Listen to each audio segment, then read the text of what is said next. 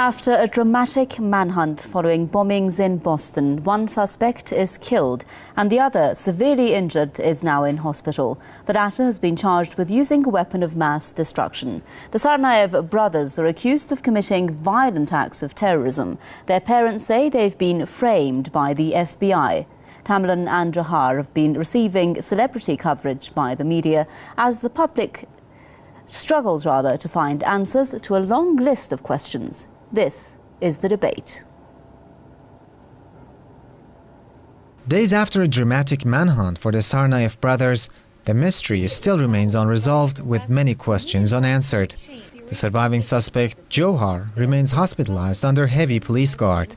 He is said to be unable to speak due to a gunshot wound to his throat. A federal law enforcement official has been quoted as saying that the teenage boy is awake and responding to questions in writing. In a move criticized by rights activists, officials have said they intend to question Johar without reading him his Miranda rights. The standard statement informing suspects they have a right to a lawyer and to remain silent. He was detained on Friday but was badly wounded. Police say his older brother, Tamerlan, was killed in a shootout earlier in the day during a massive manhunt. The Tsarnaev brothers have been identified as ethnic Chechens who had been living in the U.S. for about a decade. The FBI had interviewed the older brother, Tamerlan, in 2011 after a request from Russia, but closed the case after finding no cause for concern. The boy's parents say the children could not have planned such an attack as they were regularly being monitored by the FBI. Their father accuses the FBI of orchestrating the attacks. Anzar Tsarnaev says the whole incident is a, quote, setup, a political order, a Hollywood show. The argument raises the question that how somebody so closely watched by the FBI could have plotted terrorist acts without setting off alarm bells. Some analysts argue that the Boston Marathon bombing suspects were framed by the U.S. Secret Service. This is a classic false flag, a classic self-inflicted wound, staged event.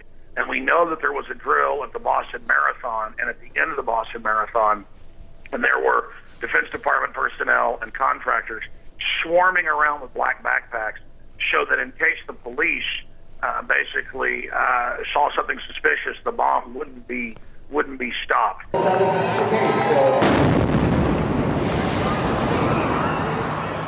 Boston's Monday marathon blasts left 3 people dead and over 150 others injured. Soon after the explosions, conflicting accounts were given by intelligence officials about the incident. They announced that the suspects planted pressure cooker explosives at the marathon finish line. Then it was announced that the bombs went off inside a nearby shop. The FBI then released surveillance camera images of 2 young men and accused the pair of carrying out the bombings without offering any clear evidence against them. With all the media coverage given to Boston's bomb blasts, there still remains plenty of dark sides and tons of questions about the facts behind the incident. Some analysts say the U.S. government uses such opportunities to create fear among its own people in order to prepare them to accept another war. This is why they needed to create something to rile up white nationalism in the country, because you know they want to send 20,000 troops to Syria. So you've got to get people to hate Muslims, to hate the other, to hate blacks again.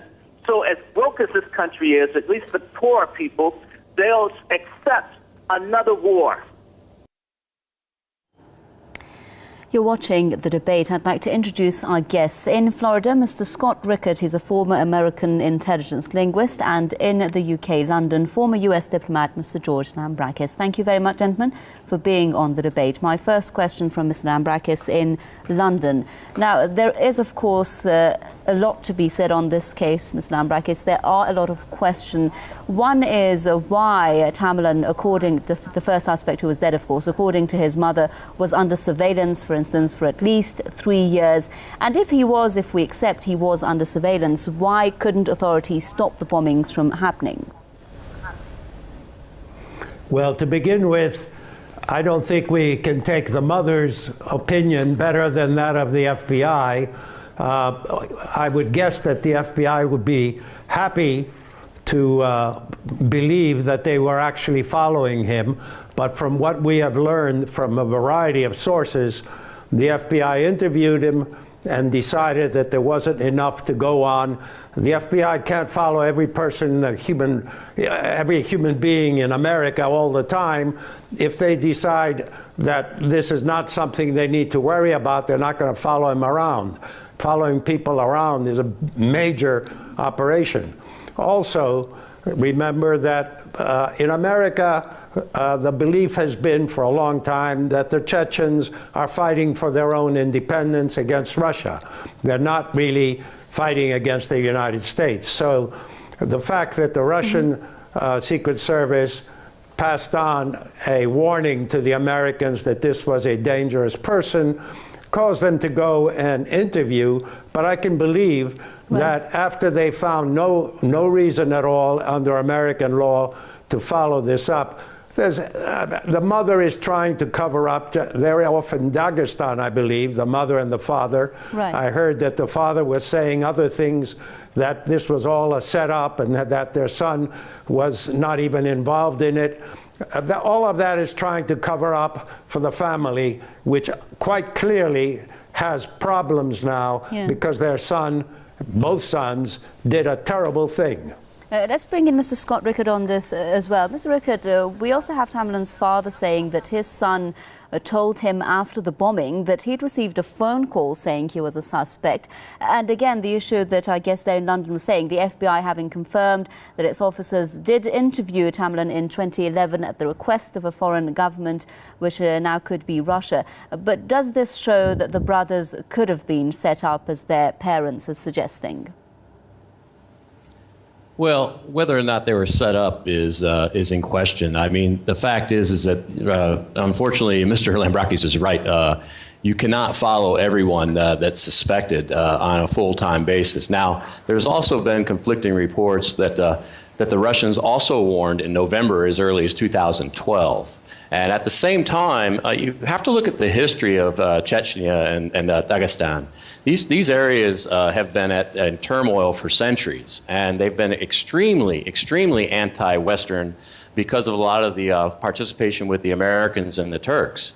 They are not friendly with any of their neighbors. Most of their neighbors have just torn through that area for centuries. Yeah. And the fact is that the Russians, this is a very predominantly Islamic, mostly Sunni, Wahhabists, and Salafists. So the Russians have been extremely brutal to these people, and this family actually arrived after one of the latest major incursions by Russia in Chechnya in the 90s, towards the late 90s. And these children arrived at the ages of 10 and 15 years old.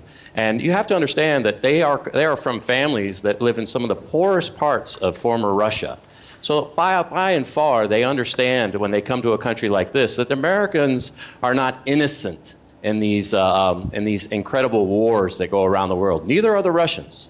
And so for them to be anti-American or anti-Russian based upon the history of what's happened in their country, I find that very believable. Now, the fact that the older brother was probably becoming a little more radical than the younger brother, but the younger brother idolized the older brother. And whether they're innocent or guilty, or the FBI knew about them and they were dragged in, I'm saying that these guys were fighting against something that's been destroying their nation for hundreds of years. Okay, and so I'm not sympathetic. Yeah, I'm sorry for stopping you there. I'd just like to bring in a comment by one of our viewers on our Facebook page. They've been making these comments throughout the day today on this specific case. We'll take a look at that comment and we'll be back with the next question. One dead, one cannot speak. Who is behind the bombings? Neocons, Apex? Very convenient. Don't believe what the police and the media are saying. Okay, we've got comments like this a lot on our Facebook page. Those who say that they cannot believe that the authorities didn't know about this, or they cannot believe the authorities couldn't stop it. And a lot of questions about how these people were basically chased after and how they were caught and why it took so long, etc. Now, Mr. Lambrakis, the government said that there were no terror drills on that fateful day, but we have eyewitness reports, according to some and according to others, the Boston Globe, to Twitter feed saying that police exploded a bomb actually at a library. Why would terror drills coincide with the actual bombing? Do you think that is suspicious in itself? We're hearing of the paramilitary team captured in photographs of the bombing, men from the DHS-linked firm Kraft International on the scene just moments before the attacks. I'm not sure what your question was. Okay, now I'll just repeat that. Can you hear me now, Mr. Lambrakis?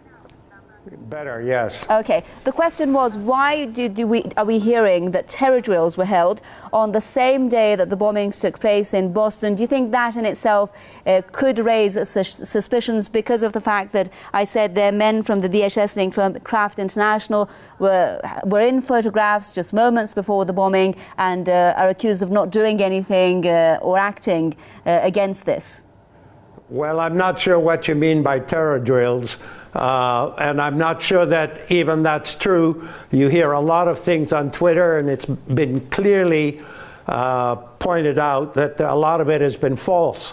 In fact, even some of the first reports that came out from CNN and others turned out to be false as well.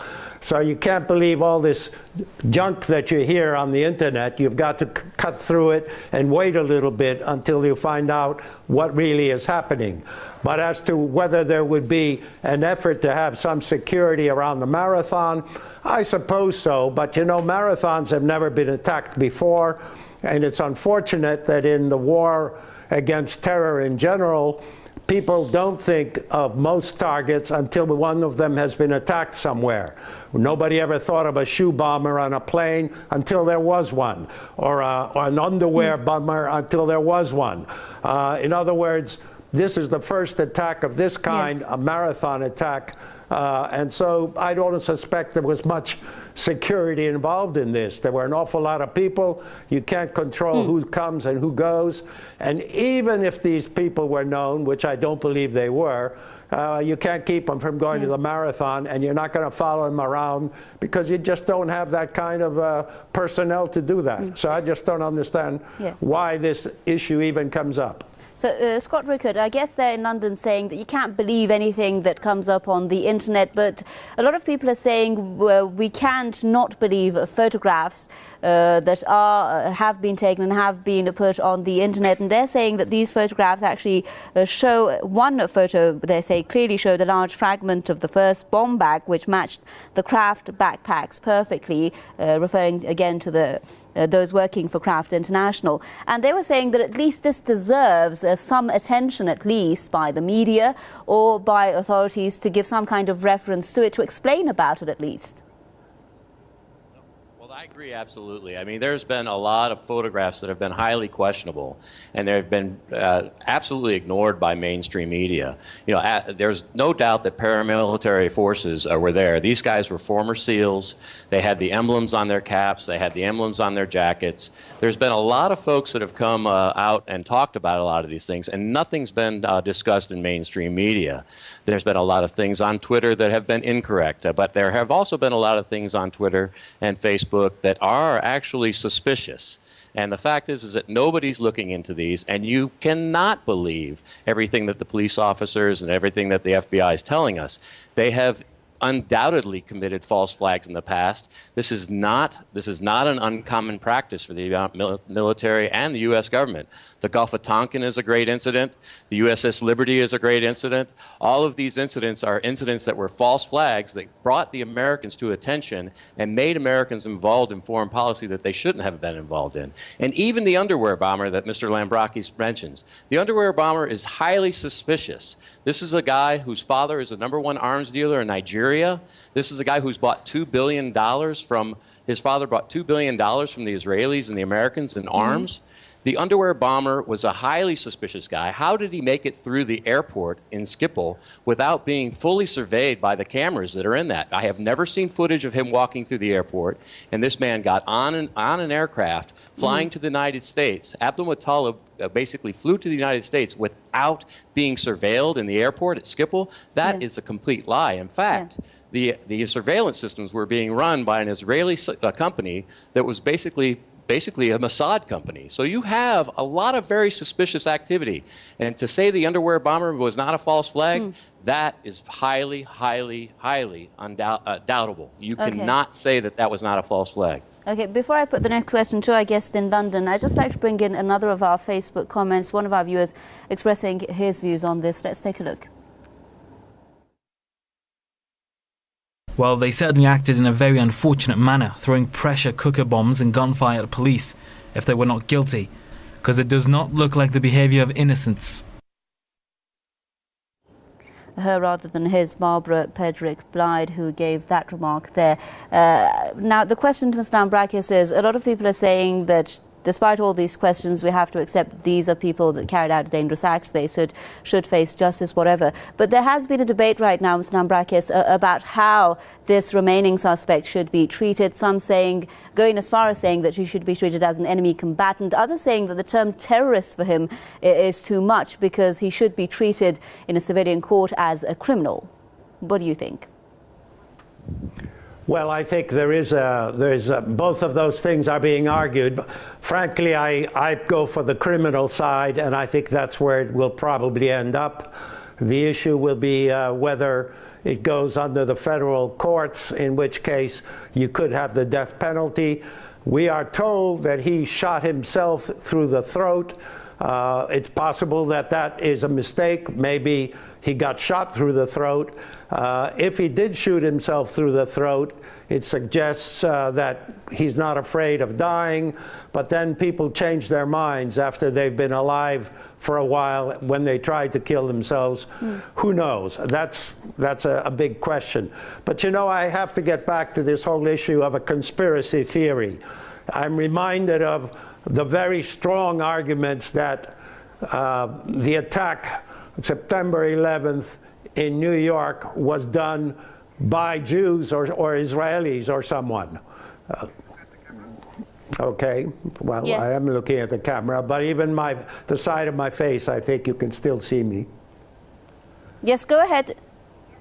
Continue, well, Mr. Lambrakis. I just think, you know, this idea of false flag and conspiracy, yes, occasionally you've had things. Incidentally, I don't think the Liberty is a case of false flag. It's a case of the United States not chasing Israel down for having killed Americans on its way to attacking Egypt in 1967, which Scott brought up. There is the Tonkin issue, of course. There are such cases, but to assume that therefore almost everything is done that way is very much Middle Eastern conspiracy theory, where everything is being done by somebody evil. Okay, I guess the Florida, Scott Rickard, do you want to give a response to that? Well, obviously not everything is being done by conspiracy theory. Obviously things do happen, but in this case, you have a lot of questionable events, and the sequence of events was very muddled. You had maybe 6 police officers that were involved in the gunfight, from all the details I've listened to, and throwing pressure cooker bombs from a car, and the attack, and who ran over his brother or not. A lot of this stuff is still very unclear, how the first brother died and what the actual firefight looked like. And it's very difficult to get it from a police scanner. I mean, at one point, the police scanner, people thought that they robbed a 7-Eleven, and now they're saying it was another crime being committed at the same time. So a lot of the details that have come out in this and a lot of the questions around this are because we don't have a clear story on what's actually happened.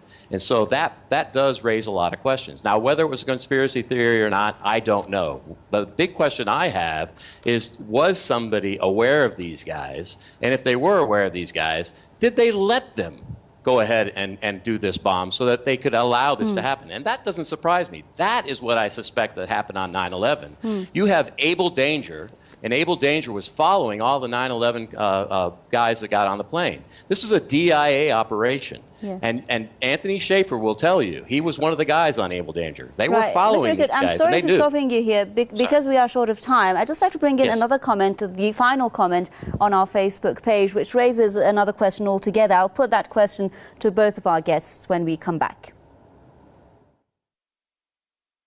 All a setup. Kill one suspect, then disable the other. Remember Waco? All dead. Remember 9/11? Remember Kennedy, Malcolm X, and Martin Luther King? Just another victim of this evil system. Funny that they're all Chechens. It's like saying, hey Russia, we'll help you, now you help us with Syria and Iran. But not only that, as soon as this happened, the CISPA bill was passed. How convenient. Reference there to the bill refers to what we're hearing US legislators. I'd like to bring that up with our guest in London, Mr. Lambrakis, saying that this bomb attack should be used to tackle the issue of legislation to permit private companies to disclose, they say, cyber information to the US governments. This is being seen as giving the government free rein to monitor the internet. Do you think that it is going to be used to justify these kinds of activities? Well, first of all, I don't think it's a conspiracy. Second, I think that when you get so many military and police and everybody involved, it's going to take a while to figure out exactly what happened where. The fact that this hasn't been all described exactly at this point doesn't mean there's a conspiracy. It just means it takes time. It's a messy situation. As far as what others may suddenly try to do with this in the Congress or elsewhere, who knows? I mean, it is possible that people will try to use it for all kinds of things, but I think it's ridiculous to say that the U.S. government is specifically trying to get the Americans to go to war, and I'm not even sure what war the Obama administration is preparing, according to these people. It's certainly trying very hard to stay out of Syria, but it's getting dragged in through a variety of this situation. Okay. And by the way, I'm afraid that the real issue that will come down to is Chechens. Are Chechens going to be blacklisted? This could happen in the long run, like it happened with Iranians after they seized the American embassy way back in after the revolution. They were having great trouble afterwards. They got kicked out of America, a lot of students who were there. Right, Mr. Lambrakis, I'm sorry for jumping in here. We are really short of time. I'd just like to give under 2 minutes or 1 minute to Scott Rickard in Florida for us. So, Scott Rickard, would you say, a lot of people have been saying that the fact that during the operation in Boston, the state, some kind of martial law was imposed, people were not allowed to come out. This is suggesting that it is going toward what some people are calling a police state, and it's going to give people excuses to infringe on civil rights. What's your idea? Oh, absolutely. It's a huge infringement on civil rights. Now, that being said, you know, you do have to protect people's safety. Now, this guy was one man. It wasn't an army, but they had a huge amount of people that went after him. And you have to take a look. It's not the U.S. government. You know, the U.S. government has been infiltrated for several decades by foreign governments. So there's a lot of folks like Zelikow who investigated. He was the head of the 9/11 Commission. There's a lot of folks that have inside information and also have, you know, inside people inside the FBI and inside the DIA and inside the NSA. And these folks are the guys that can cover up things, that can shove things under a carpet. And another thing is, you know, right. They just approved another $130 million to arm Israel. So to say that we aren't a country that has infiltrated people, that we're not aligned with other countries that are basically violating the sovereignty and basically turning us into a fascist, militaristic state, that is very, very naive, and it's very irresponsible, because that is what's happened in my lifetime in the United States. Scott Rickard in Florida, former American intelligence linguist with us there. Thank you very much. A big thank you to our guest in London as well, former US diplomat, Mr. George Lambrakis with us there. Thank you so much for staying with us on another edition of The Debate. From me, Homa Lesgi, until our next programme, it's goodbye.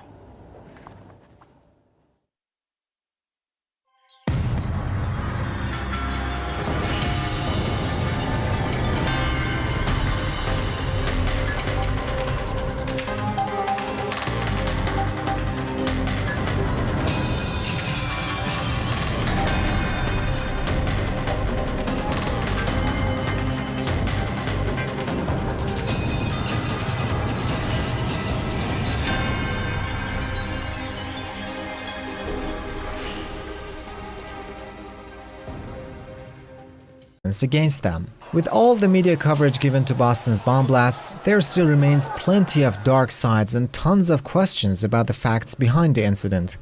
Some analysts say the US government uses such opportunities to create fear among its own people in order to prepare them to accept another war. This is why they needed to create something to rile up white nationalism in the country, because you know they want to send 20,000 troops to Syria. So you've got to get people to hate Muslims, to hate the other, to hate blacks again. So as broke as this country is, at least the poor people, they'll accept another war. You're watching the debate. I'd like to introduce our guests. In Florida, Mr. Scott Rickert, he's a former American intelligence linguist, and in the UK, London, former US diplomat, Mr. George Lambrakis. Thank you very much, gentlemen, for being on the debate. Killed in a shootout earlier in the day during a massive manhunt.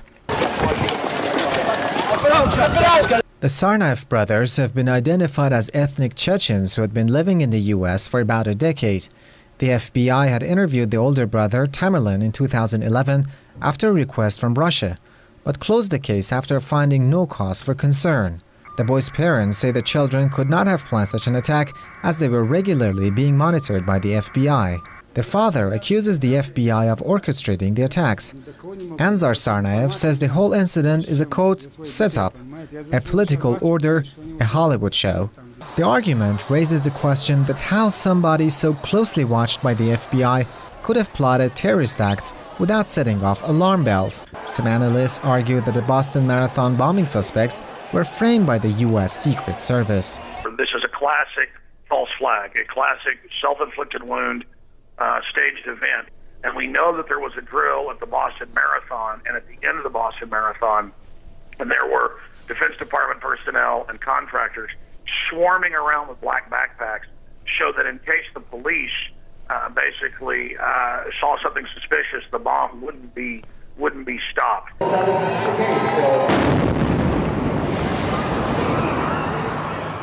Boston's Monday marathon blasts left 3 people dead and over 150 others injured. Soon after the explosions, conflicting accounts were given by intelligence officials about the incident. They announced that the suspects planted pressure cooker explosives at the marathon finish line. Then it was announced that the bombs went off inside a nearby shop. The FBI then released surveillance camera images of 2 young men and accused the pair of carrying out the bombings without offering any clear evidence.